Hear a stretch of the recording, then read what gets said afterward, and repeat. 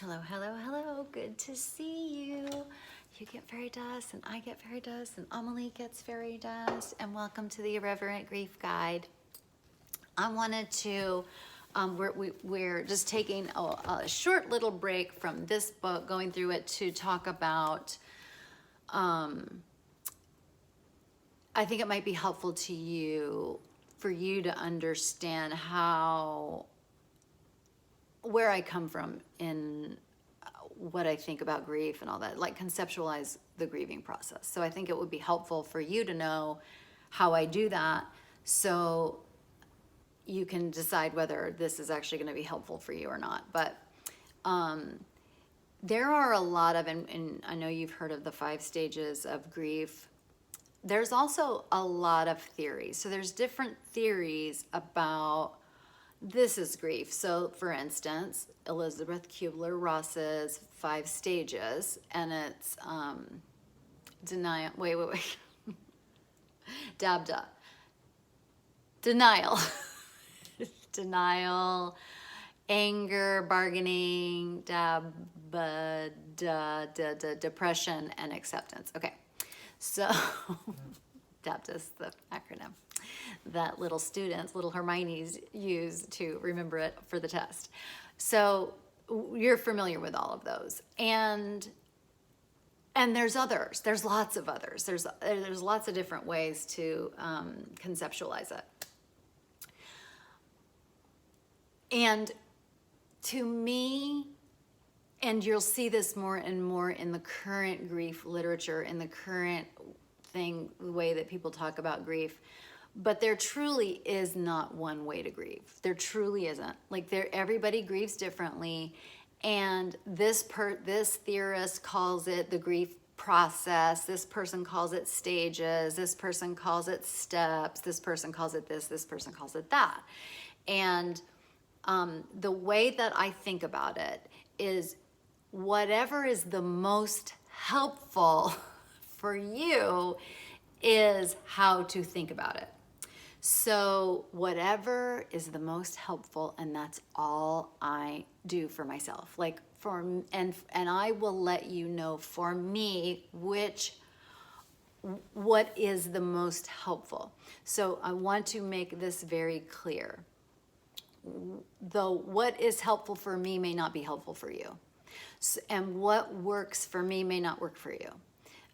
Like I said, it's very unique. Your grief is unique, and the way you think about it is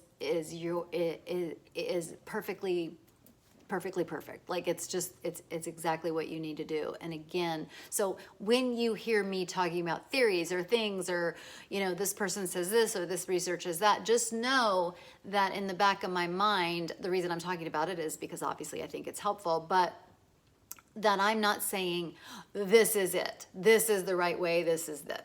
So having said that, when I learned about grief in school, so I took a grief counseling class, which is kind of unique. It's not actually required, but I took it because I wanted to be a grief counselor. And so this is the book, one of the books, but the main book that we used. And it truly, truly, truly resonated with me. So,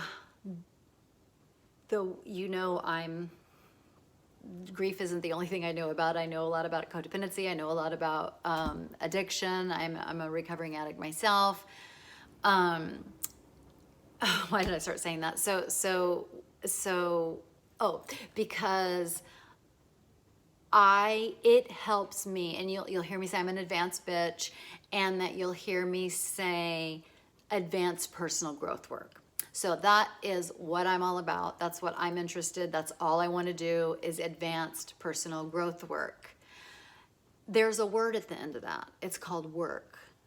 Advanced personal growth work. There's shit to do. There's work to do. I really like the idea of grief work. grief work. It is fucking work. And you already, that's not anything I need to tell you. You are working all the time. That's why you're so tired. You're working and working and working on grief. Even when you're not actually thinking about it, you're still working on it. And it is just fucking helpful for me. I didn't know. I was excited to find when I first read this book called, what's the book called? Hold on. Grief Counseling and Grief Therapy, 5th edition. Love this book so much. Like, I love it. Like, I love it so much. As much as anybody could love a book, I love a book. I love this book. This is such a fucking Hermione. Okay. Grief Counseling and Grief Therapy. In this book, you learn a lot, but one of the things that you learn about is that Freud was the one who coined grief work, the term grief work. And so I just thought that was cool.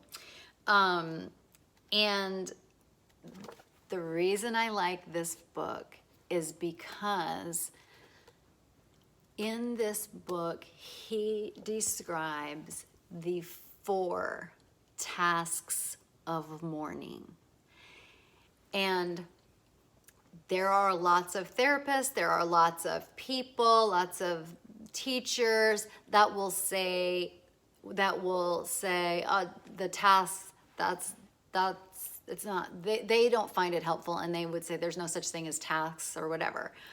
But again, I like it because it's helpful to me. Do I think this is the Bible? No. Find your way. But for me, it's so fucking helpful. I love it. And why? So he has 4 tasks, 4 things that we do in mourning.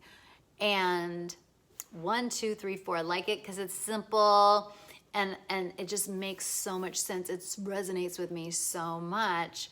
But right here, right now, the reason I'm talking about it is just the fact that these are tasks. And he says, J. William Worden says that the tasks fit right in with the idea of grief work. Because if we're working, there's shit to do, and give me a task and I'll do it.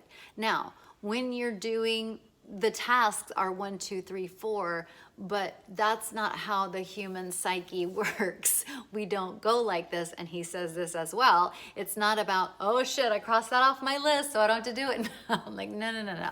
The 4 tasks are ongoing. They're all happening at the same time. This is not linear. That's not how psyches work. But you can always, and the other reason I like tasks so much is that when I'm grieving, when I'm heartbroken, and when I'm feeling sad and lost and lonely and depressed, I can know that in my loneliness, me feeling those feelings, I'm actually doing grief work. I am actually working the tasks. When I'm feeling depressed, that's part of grief work. That's pain. And pain, feeling the pain, coping with the pain, all of that is grief work. And so that's why you'll hear me talk about grief as work. I see it that when we're grieving, we're actually, so this is Elizabeth. So doing my life, always interested in my advanced personal growth work. Okay. Well, guess what's on its way at some point in my lifetime? Someone I love is going to die, because that's part of life. When that happens, so let's say I'm working on my habits, or I'm working on, working on some positive psychology, trying to, grow this or grow that, or I'm working on doing actions or whatever. Or I'm working on expressing myself or taking care of the wounded child within me. Let's say I'm doing all of this stuff. Again, that's not linear either. Well, when someone dies or gets sick, because it kind of happens, anticipatory grief happens actually before death if you know when it's coming. But when I find out someone's super sick, or when I find out there's a death, whatever I was working on, let's say I was working on studying more about the fawn. Let's say I'm doing that, or that lovingly, I wish it well, goodbye, I have to stop doing that. Because guess what is right in front of me? Fucking grief. And now grief becomes my advanced personal growth work. Going through grief, experiencing it, however it visits me, whatever day or whatever I'm growing and learning or whatever. Now this is my advanced personal growth work. And so I will be doing, advanced personal growth work and advanced personal grief work, or grief work as growth work. It involves a lot of self-care. So you best believe I'm going to be taking such good care of myself, because I'm a hurting creature, and I'm going to be kind and loving to a hurting creature. And so I just wanted you to know how I'm thinking about it. And you can, as always with anything anybody ever says to you, take what you need and leave the rest. But if this does not resonate with you, I encourage you to find someone else to to follow, to help you in your process, because you don't need to do any work on getting support in your grief. That's a thing that should just be flowing into you without you having to translate or anything. So, and just know, like, I don't think like this is the right way and you have to do this. And there's some clients that I have been working with for a while, and there's grief, and I have not mentioned this once, because I know that they're doing all of it. They're doing it. We don't have to name it. We don't have to label it, blah, blah, blah. But they're doing that work. And anytime that it might, when I think it might be helpful for them to know that, I definitely teach them that the second task in Worden's 4 Tasks of Mourning, the second task is to process the pain of grief. I'm going to quote him directly. And I'm going to make sure, it's been a while, because he comes out with new editions. And you know how, like, when they change something, you have to say it in the new way.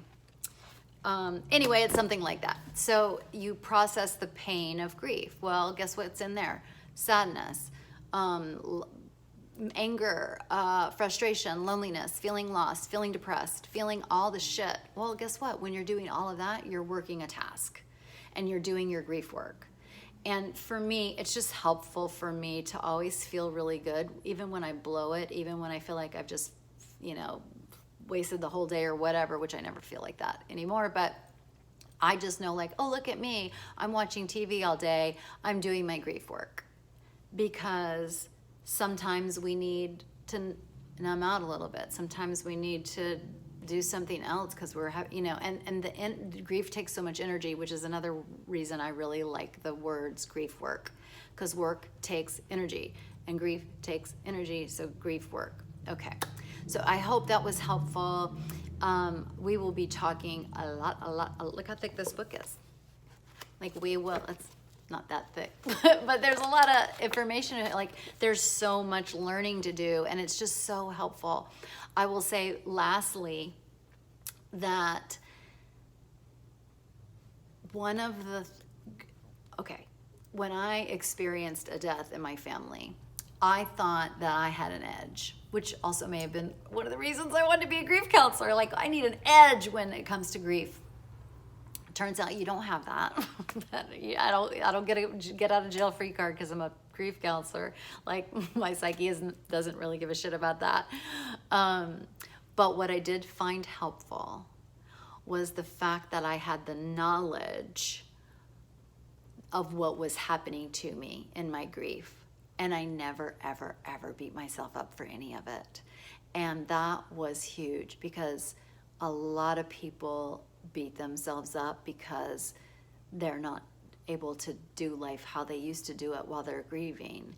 And when you know that that's part of the grief work, and that's actually you're being successful on a day where you just check out completely, that's actually successful. That's successful coping in grief.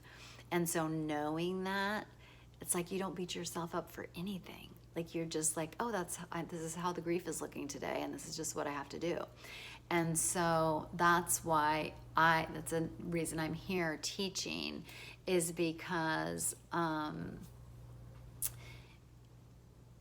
at the very least, even if you learn nothing about grief, even if you don't give a shit about any of this stuff, task, whatever, blah, blah, blah, if you walk away with not ever beating yourself up for how grief shows up in your life and how you express grief, if you can do that, you win. You win, you win, you win. Okay, I hope that was helpful. I love you. Thank you for joining me here.